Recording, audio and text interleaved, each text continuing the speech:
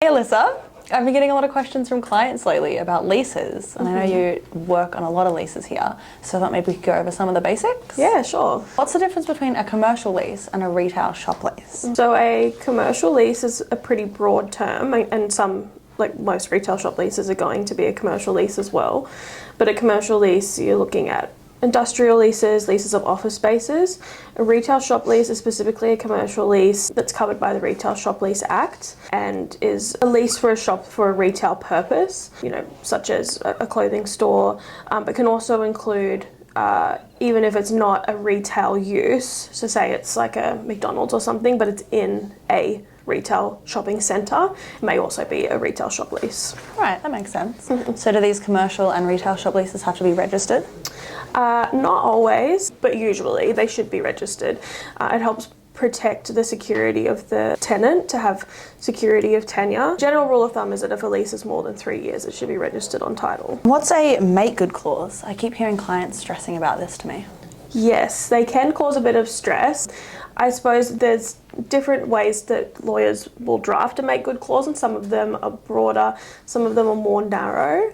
But for the most part, it's essentially just saying that at the end of the lease, the tenant is going to be required to make good any damage. Generally, we most often see excluding any fair wear and tear.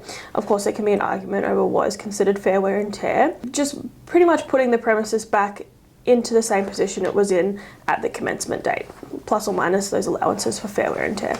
Sure, that makes sense.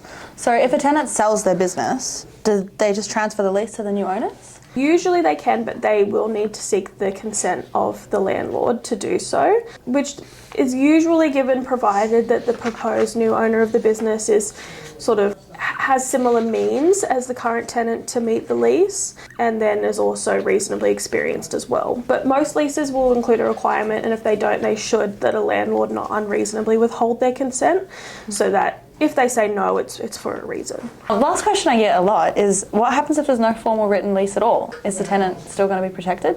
Technically, there's an argument that they've been occupying the space, they've been paying rent. The argument would be that they've been doing so under a periodic tenancy arrangement.